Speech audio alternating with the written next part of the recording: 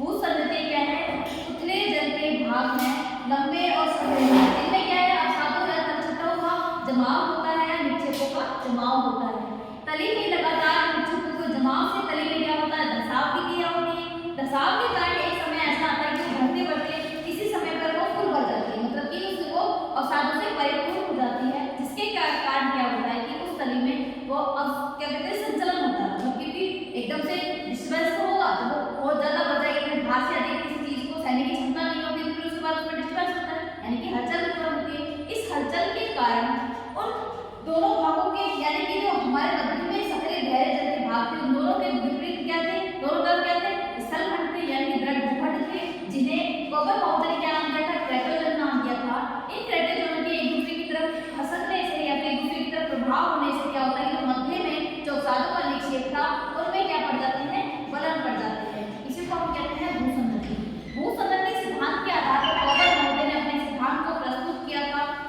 कोबरमाउथ का मेन उद्देश्य क्या था? अपने सिद्धांत के द्वारा जो भूसंरचना है और जो प्राचीन स्थलखंड है उनके मध्य संबंध स्थापित करना उनका प्रमुख उद्देश्य था, क्योंकि उन्होंने देखा कि धरातल पर आज जहां पर हमें पर्वत पहाड़ दिखाई दे रहे, पहाड़ दिखाई दे रहे, यानी यहाँ किसी समय क्या थे?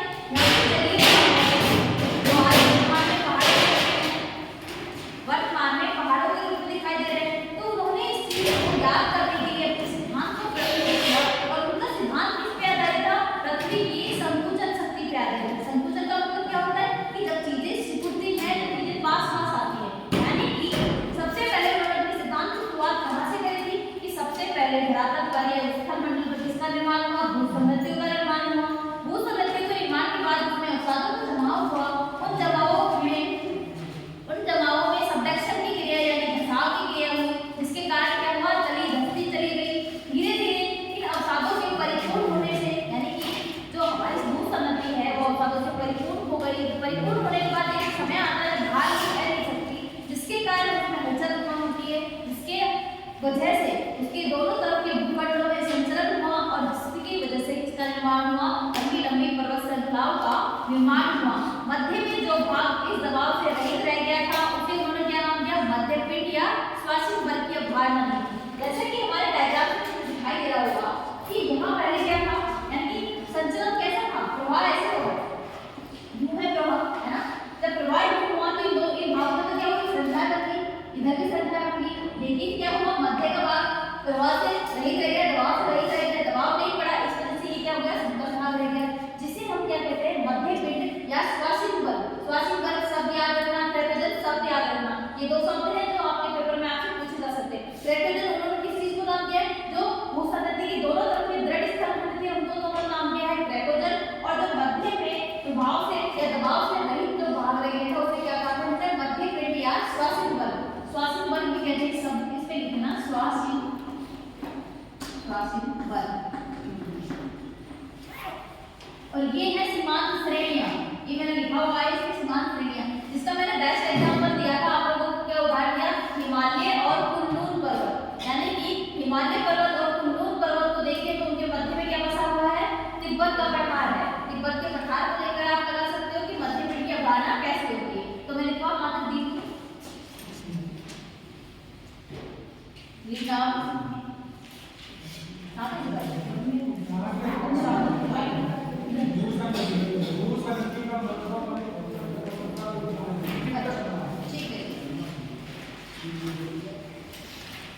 लिखना इसमें,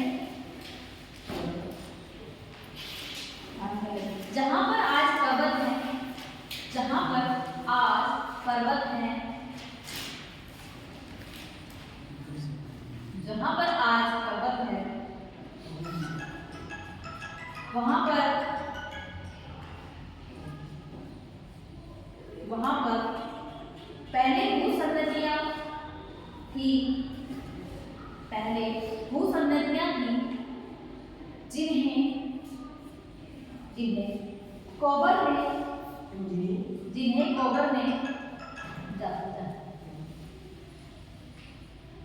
पर्वत निर्माण स्थल,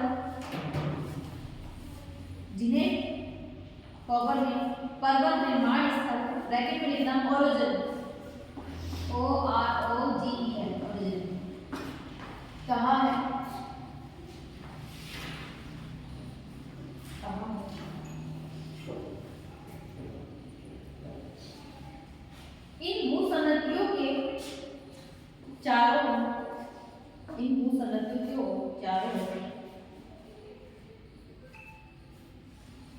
प्राचीन दृढ़ भूखंड थे। प्राचीन दृढ़ भूखंड थे। प्राचीन दृढ़ भूखंड थे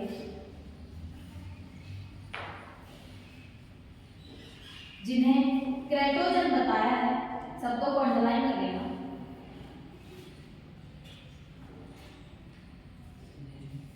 क्रेटोजन कोबर के अनुसार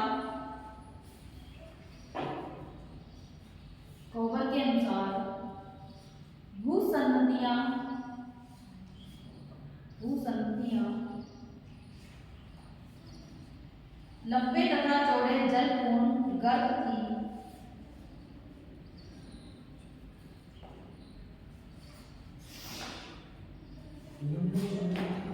तथा जलपूर्ण के अनुसार भूसंनतियां लंबे चौड़े जलपूर्ण गर्त थी।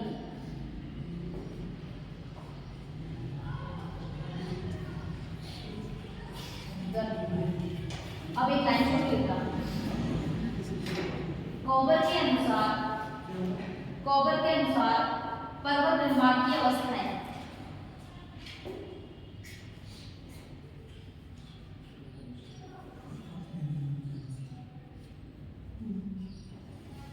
पर्वत निर्माण की अवस्था फर्स्ट कितना पहली अवस्था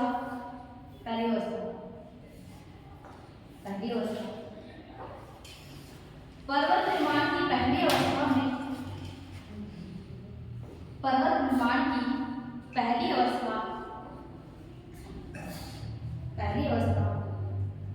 भूसंनति निर्माण की होती है। भूसंनति निर्माण की होती है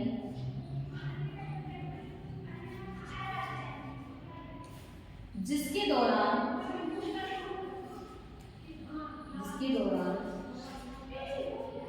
पृथ्वी में संकुचन के कारण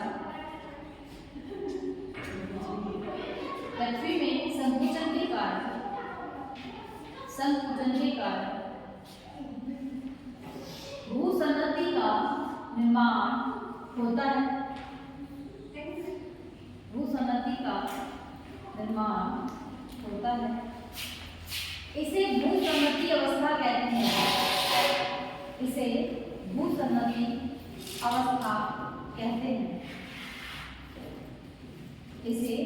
भूसंनति अवस्था कहते हैं।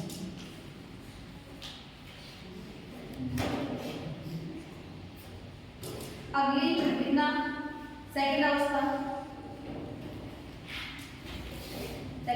देखो। प्रत्येक भूसंनति के किनारे पर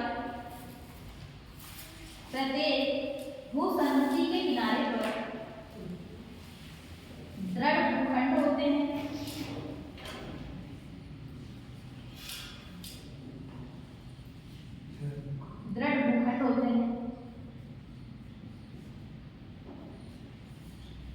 जिन्हें कोबर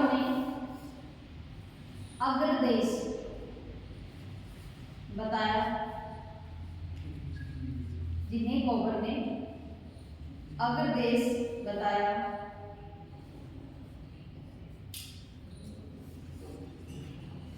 इन दृढ़ भूखंडों के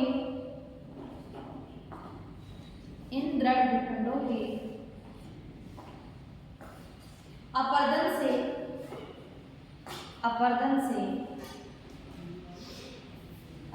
से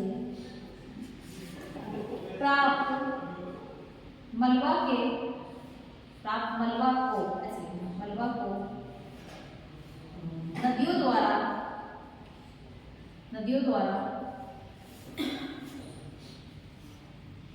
भूसंनतियों में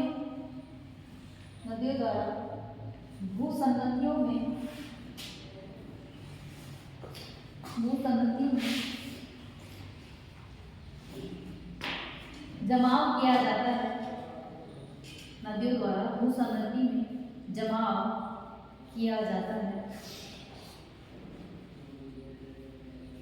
भूसंनति में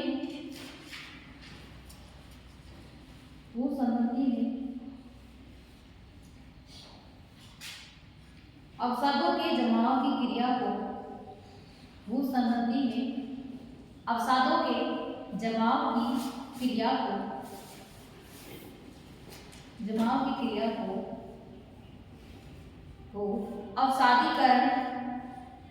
अवसादीकरण इंग्लिश में लिखना चाहो तो सेडिमेंटेशन, अवसादीकरण कहा जाता है।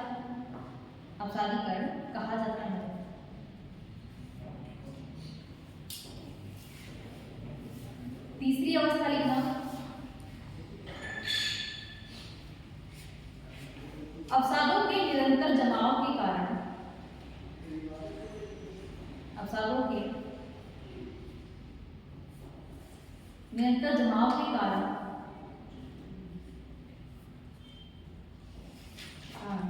भूसंहति की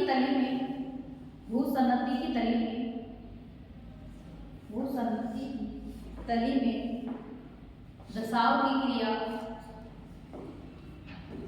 की क्रिया होती है।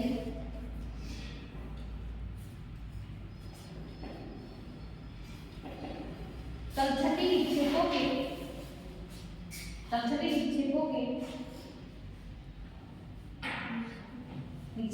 जमाव के कारण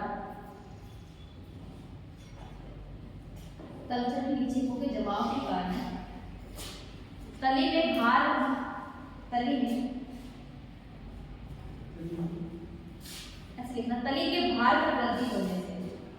तली के भार में वृद्धि होने से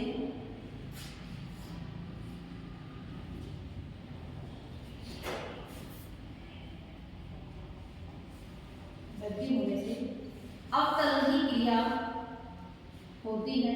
अवतरण की क्रिया सबडक्शन की क्रिया या सबसिडेंस की क्रिया, अवतरण की क्रिया होती है। इन दोनों क्रियाओं के लंबे समय तक चलते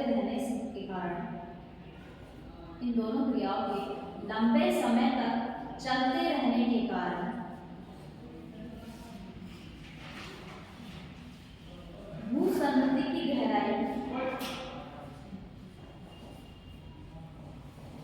भूसंहति की गहराई अत्यधिक हो जाती है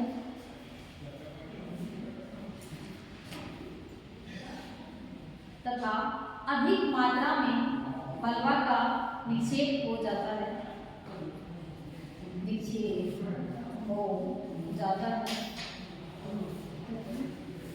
अधिक मात्रा में मलबा का निक्षेप हो जाता है।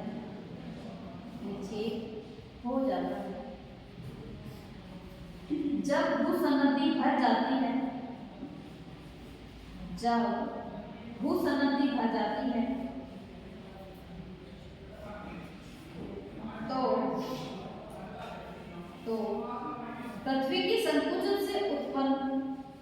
तो पृथ्वी के संकुचन से उत्पन्न क्षैतिज संचलन के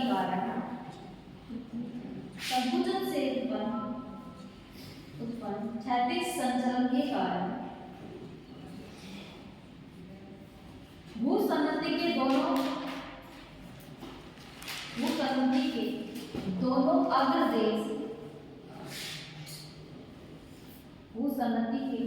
दोनों अग्रदेश एक दूसरे की ओर खिसकने लगते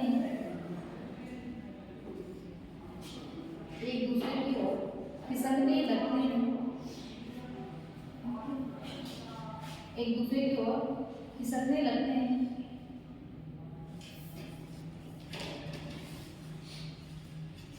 इसे पर्वत निर्माण की अवस्था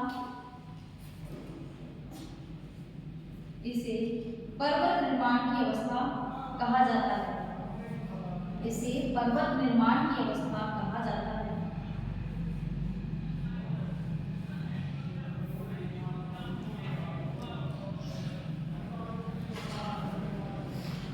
इस तरह भूसंहति के दोनों पार्श्व को, दोनों किनारों, ऐसे लिखना है पार्श्व, भूसंनति के दोनों किनारों के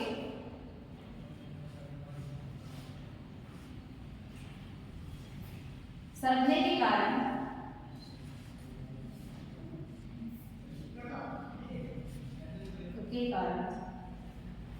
भूसंनति के तलछट पर, भूसंनति के तलछट पर बल पड़ता है,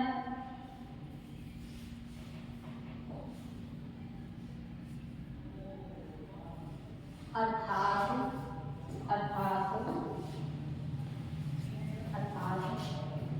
अग्र देशों के क्षैतिज संचलन से, अग्र देशों के क्षैतिज संचलन से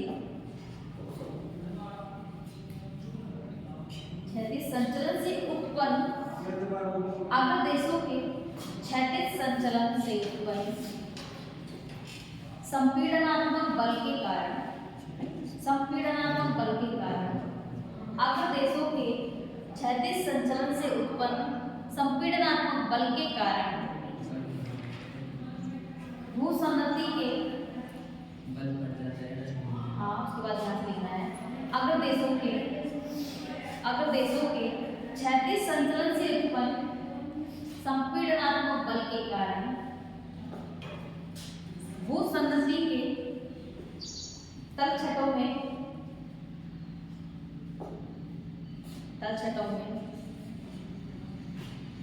मोड़ पड़ जाते हैं, तलछटों में मोड़ पड़ जाते हैं,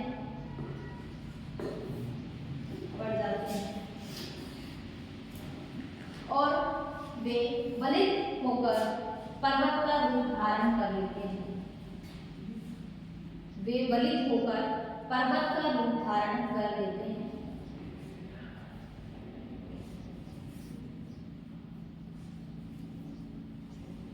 भूसंनतियों के दोनों किनारों पर,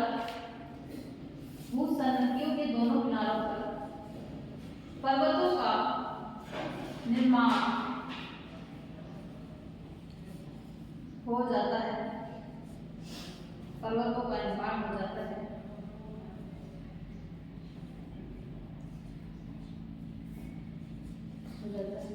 जिसे कोवर में रेड कैंटन, इनको जो पर्वत श्रेणियां दिखाई जा रही है इनको रेड कैंटन कहा जाता है, रेड कैंटन, ये जर्मनी में नाम है इनके, अपने यहाँ इनको पर्वत श्रेणी बोले तो लोग नाम दिए, इनको रेड कैंटन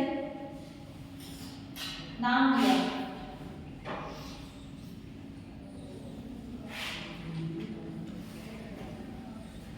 रेड कैंटन नाम दिया। जो भाग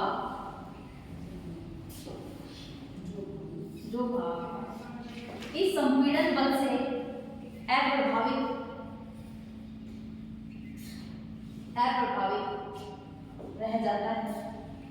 अप्रभावित रह जाता है,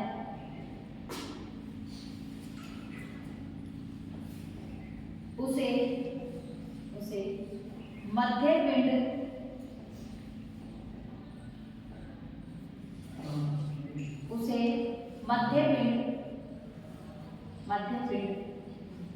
कहा जाता है, मध्य पिंड कहा जाता है, जिसे कोवर ने श्वासीन बल नाम दिया है, श्वासीन बल नाम, जिसे कोवर ने श्वासीन बल नाम दिया है।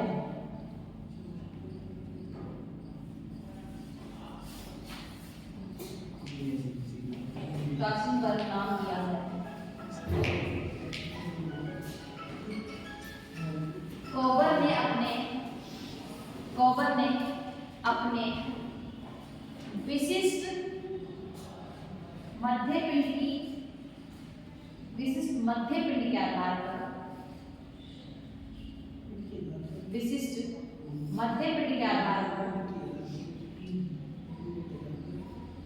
विश्व के बलित पर्वतों की संरचना को स्पष्ट किया है, करने का प्रयास किया है।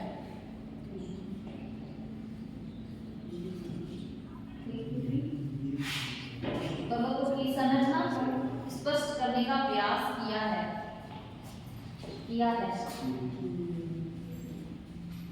उदाहरण के तौर पर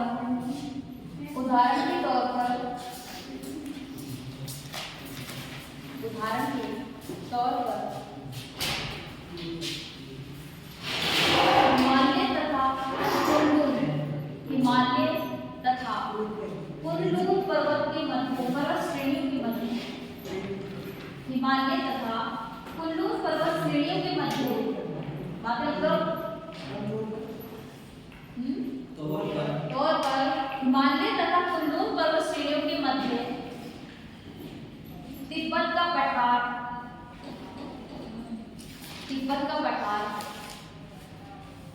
मध्य पिंड का सर्वोत्तम उदाहरण है।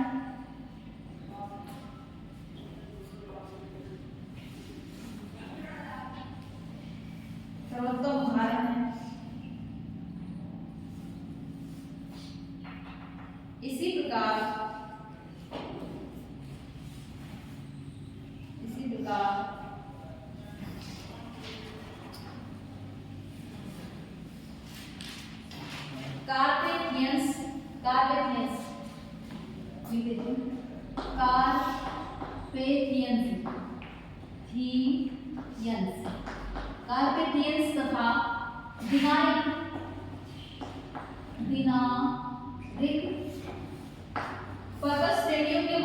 कार्पेथियंस तथा दिनारिक पर्वत श्रेणियों के मध्य स्थित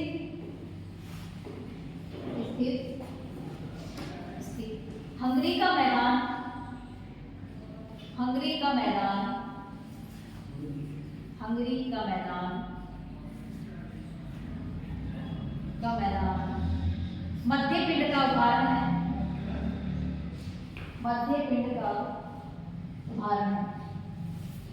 मध्य पिंड का उदाहरण है।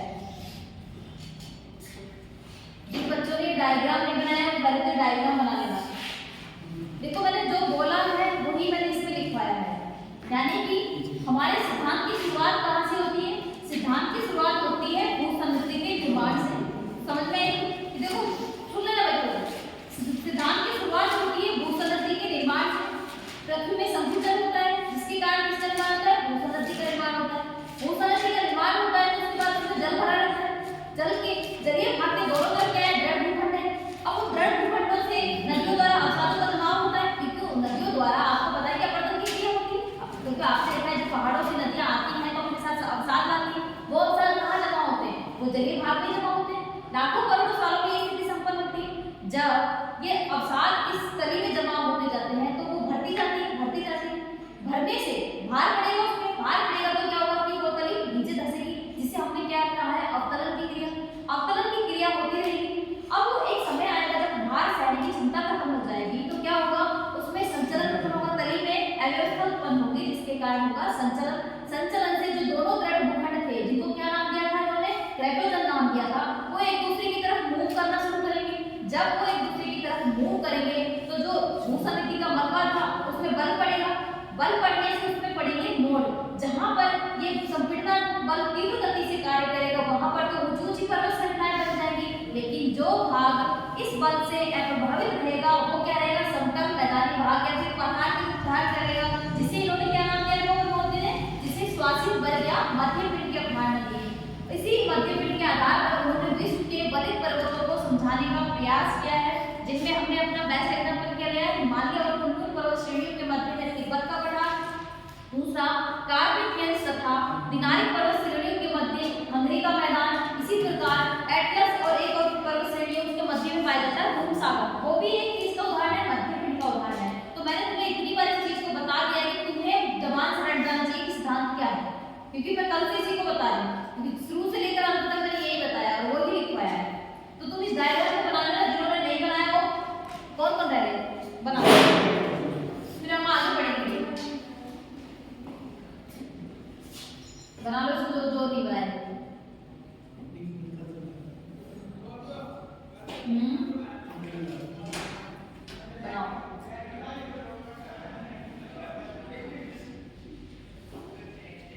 भी आप लोगों को क्लास देखो तो मैं आप लोगों के लिए तुम्हारे 50% ऑब्जेक्टिव आएगा, 50% आएगा सब्जेक्टिव, तो तुम्हारे लिए मैं ऑब्जेक्टिव क्वेश्चन करा सकती हूँ, 15-15 मिनट की वीडियो डाल सकती हूँ जिसमें तुम्हें 10-15 क्वेश्चन करवा दूँ, पर तब करो लेकिन मेहनत देखो उसको, क्योंकि तुम्हारे फायदे के लिए मेरा कोई फायदा नुकसान नहीं है, मुझे तो कोई मतलब है नहीं, चाहे तुम देखो ना देखो, मेरे तो इसलिए डाली क्यों बच्चे बैठे हैं इस वजह से।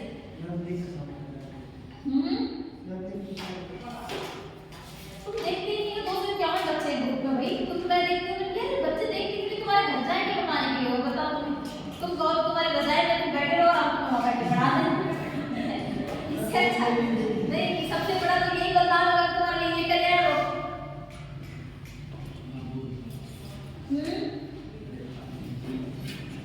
देखो ये हमारे सबसे इम्पोर्टेंट पगत निर्माण सर सिर्फ एक यही आएगा, बाकी के हमें सिर्फ है ना उनके नाम और उनके ना डेट पता होनी चाहिए।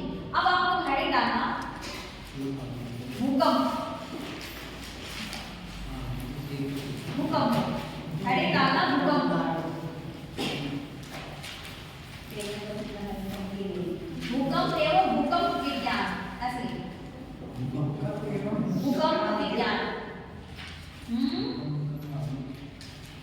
128 भूकंप एवं भूकंप विज्ञान।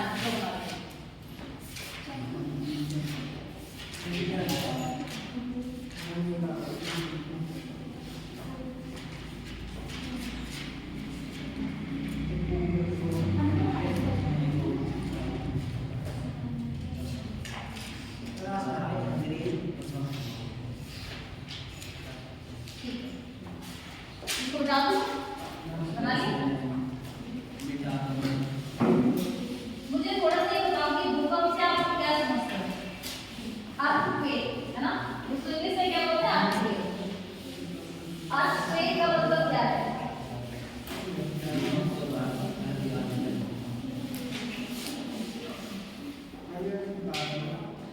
भूकंप एवं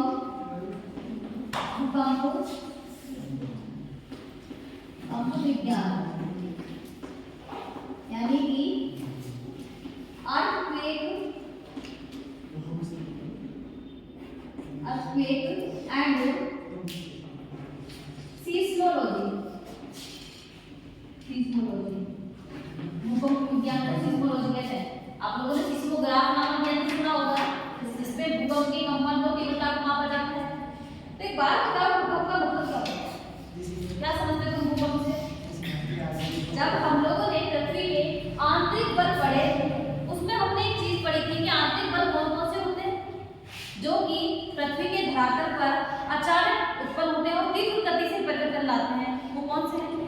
वो आंतरिक बल होते हैं, यानी कि पृथ्वी के अंतर्जात बल, जो पृथ्वी के अंदर से निकलने वाली एनर्जी की वजह से कार्य करते हैं या अव्यवस्था उत्पन्न होने से उत्पन्न होते हैं, वो कौन से बल हैं? उनमें ज्वालामुखी और भूकंप दो महत्वपूर्ण अंतर्जात बल थे, आंतरिक बल थे, जो पृथ्वी के अंदर से कार्य करते हैं और पृथ्वी के धरातल पर अव्यवस्था उत्पन्न करते हैं, जबकि बहिर्जात बल ऐसे थे जो इन आंतरिक बलों के कारण उत्पन्न अव्यवस्था को क्या करते थे? संतुलित करते थे, उसे समतल करते थे।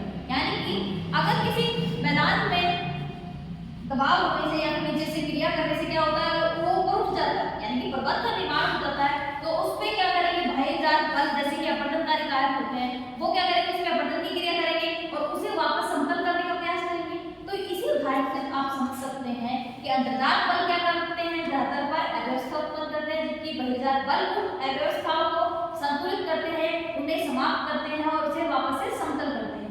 भूकंप और ज्वालामुखी ऐसे दो टॉपिक हैं जो दोनों साथ साथ चलते हैं। वो क्यों चलते हैं? क्योंकि दोनों पृथ्वी के अंदर की एनर्जी के कारण उत्पन्न होते हैं और दोनों लगभग एक साथ ही आते हैं, क्योंकि जहां पर ज्वालामुखी फटेगा वहां पर कंपन जरूर होगा, धरातल में तीव्रता से कंपन होगा और उस वजह से भूकंप भी वहां साथ साथ आएंगे। अगर हम विश्व के मैप पर देखें तो जो जो एरिया हमें ज्वालामुखी के दिखाई देंगे वही हमें भूकंप के सबसे ज्यादा एरिया दिखाई देंगे। जैसे तुम लोगों ने सुना होगा परिप्रशांत मेखला, रिंग ऑफ फायर सुना है कभी तुम लोगों ने, जो कि प्रशांत महासागर में पाई जाती है। प्रशांत महासागर में वो इसलिए पाई जाती है क्योंकि वहां पर निरंतर ज्वालामुखी फटते रहते हैं और वहीं पर भूकंप वाली स्थिति भी पाई जाती है, क्योंकि ज्वालामुखी एक बार बताओ धरातल को तोड़कर कोई चीज बाहर आ रही है तो वो कंपन उत्पन्न करेगी, है ना। जैसे कि मैं एक बात बताऊं, ये मेरा धरातल ये नीचे क्या है, ये मैग्मा का रास्ता है ना, ये मैग्मा का रास्ता है, इससे धरातल को तोड़ा और ऊपर से ये निकला, ठीक है, ये ऊपर बाहर निकला एकदम से, ठीक है, ये इसकी शेप है, ये ज्वालामुखी का वो है। अब एक बात बताओ, यहाँ पे एक कठोर धरातल था, क्रस्ट थी, इस क्रस्ट को तोड़कर बाहर ऊपर निकला तो उसमें से बहुत सारे धुआं निकला और बहुत सारी गैसें निकली, उसके साथ साथ क्या होगा, धूल कण निकलेंगे, बड़े बड़े पत्थर भी निकलेंगे, जब ये बाहर निकलेंगे तो ये तोड़कर निकलेंगे, इसका मतलब कि जो ये रेडिएशन बनेगी वो ऐसे इस पे प्रभाव करेगी, है ना, संचलन करेगी, धरातल पे चलेगी, तो इसका मतलब क्या होगा कि संचलन उत्पन्न होगा और कंपन होगा, जिसकी वजह से भूकंप भी आएंगे और ज्वालामुखी भी आएंगे। लेकिन आप लोगों ने सुना है कि हिमालय के आसपास भूकंप बहुत ज्यादा आते हैं कि नहीं, लेकिन ज्वालामुखी क्यों नहीं पड़ता, नहीं पड़ता, नहीं पड़ता, क्यों नहीं पड़ता, वो इसलिए नहीं पड़ता क्योंकि हमारा जो हिमालय वाला रीजन है वहां पर जो ज्वालामुखी के लिए अलावा मैग्मा का स्रोत चाहिए, लेकिन वहां मैग्मा का स्रोत नहीं है, इस वजह से वहां पर सिर्फ भूकंप ही आते हैं, ज्वालामुखी नहीं पड़ती, ये इस वजह से नहीं पड़ते हैं। बाकी लेकिन ज्यादातर रीजन पे अगर हम देखें वहां जहां ज्वालामुखी फटेगा वहां भूकंप ही जरूर आएगा। अगर अब आपसे कोई भूकंप की परिभाषा पूछे तो क्या होगा, पृथ्वी के आंतरिक बल के कारण, पृथ्वी की आंतरिक ऊर्जा के कारण या आंतरिक अव्यवस्था के कारण उत्पन्न क्षैतिज बल से जो संचलन उत्पन्न होता है, जो पृथ्वी पर धरातल पर कंपन उत्पन्न होता है, उसे हम क्या कहते हैं, भूकंप कहते हैं। अब भूकंप का शब्द, भूकंप में दो शब्द आते हैं, एक होता है एपिसेंटर और एक होता है फोकस बिंदु, दो शब्द हैं, फोकस बिंदु और एपिसेंटर। ये माना पृथ्वी का, ये हमारी पृथ्वी है, ये पृथ्वी है और यहाँ पर किसका, भूकंप का सेंटर है, यानी कि जो एनर्जी आ रही है वो इससे जा रही है, ठीक है, यानी कि जो संचलन उत्पन्न हो रहा है यहाँ पर कोई स्रोत है एनर्जी का, यहाँ पर अव्यवस्था उत्पन्न हुई है जिसके कारण क्या हुआ है, ऊर्जा उत्पन्न हुई है, इस ऊर्जा का स्रोत यहाँ पर ये यूं निकल रही है जा रही है, जहाँ पर इसे धरातल कमजोर मिलेगा वहाँ ये धरातल की दरार उत्पन्न होगी। अब ये जो संचलन है, जो धाराएं उत्पन्न हो रही है, आप पढ़ेंगे आगे कि जो भूकंप की वेव्स होती है, भूकंप की लहर होती है, जिनमें से एक पी वेव्स होती है, एक एस वेव होती है और एक होती है एल वेव्स। पी तरंगे वे तरंगे हैं जो धरातल पर सर्वप्रथम पहुंचती हैं, प्राइमरी वेव्स यानी कि प्राथमिक तरंगे जो धरातल पर सबसे पहले पहुंचती हैं, यानी कि इनमें से कुछ तो पी वेव्स होंगी, कुछ होंगी एस वेव्स। पी वेव धरातल पर सबसे पहले पहुंची है ना, उन्होंने हल्का संचलन किया, याद रखिए यूं पहुंची, उसके बाद क्या होगा, एस वेव्स हैं, उसके बाद एस यानी सेकेंडरी वेव्स हैं, वो बाहर रिलीज होंगी और वो क्या करेंगी, वो यूं इस पर संचलन करेंगी। सेकेंडरी वेव्स पी वेव्स से ज्यादा खतरनाक होती हैं, वो ज्यादा तेज संचलन उत्पन्न करती हैं। लास्ट में आती हैं एल वेव्स, जिन्हें हम सरफेस वेव्स कहते हैं या फिर धरातलीय तरंगे या लहरें कहते हैं, ये सबसे खतरनाक होती हैं, जिन्हें एक्चुअली लव मोदी ने दिया था, इसलिए इन्हें लव वेव्स भी कहा जाता है, लव तरंग के नाम से भी जाना जाता है। ये धरातल पर सबसे छोटे समय के लिए उत्पन्न होती है या सबसे कम दूरी तय करती है, परंतु सबसे खतरनाक होती है, सबसे ज्यादा विनाश उत्पन्न करती है। तो जहां पर भूकंप का स्रोत होगा उसे हम क्या कहेंगे, फोकस, वो कहलाएगा हमारा फोकस बिंदु। और जहां पर धरातल पर जिस भाग पर सबसे पहले ये क्या कहते हैं, उसको जहां ऑब्जर्व किया जाता है, जहां पर सबसे पहले पहुंचती है, उसे हम कहते हैं एपिसेंटर या फिर कहेंगे अभिकेंद्र। एपिसेंटर इसको यहाँ बोला जाता है। जैसे कि अगर मैं एक और बनाऊं, ये मेरा केंद्र है, फोकस बिंदु, इसके ऊपर 90 डिग्री की यानी कि समकोण पर जहां ये सबसे पहले ऑब्जर्व की जाती है, जहां ये सबसे पहले पहुंचती है, उसे हम क्या कहते हैं, एपिसेंटर के नाम से, एपिसेंटर के नाम से जानते हैं। यानी कि पृथ्वी के भूगर्भ में होने वाले अव्यवस्थाओं के कारण जो एनर्जी रिलीज होती है, जिसके कारण धरातल पर कंपन उत्पन्न होता है, उसे हम कहते हैं भूकंप। और जो इसकी एनर्जी का सोर्स होता है, केंद्र बिंदु होता है, उसे हम कहते हैं फोकस। और जहां पर ये सबसे पहले धरातल पर महसूस की जाती है, जहां सबसे पहले ऑब्जर्व की जाती है, जहां पर 90 डिग्री के ऊपर सबसे पहले पहुंचते हैं, उसे कहते हैं हम एपिसेंटर। ये तीनों सब याद रखना, हमें आप लोगों के काम आएंगे। भूकंप की कितने की लहर होती है, 3 लहर होती है। पहली होती है पी वेव्स, दूसरी होती है एस वेव्स और तीसरी होती है एल वेव्स। इनमें से पी वेव्स यानी प्राइमरी जो लहरें हैं, वो सबसे पहले धरातल पर पहुंचते हैं और सबसे तीव्र गति से चलती है, लगभग 8 किलोमीटर पर सेकंड के हिसाब से चलती हैं। और दूसरी कौन सी होती है, वो होती है सेकेंडरी वेव्स, वो लगभग 4 से 6 किलोमीटर पर सेकंड के हिसाब से चलती हैं। सेकेंडरी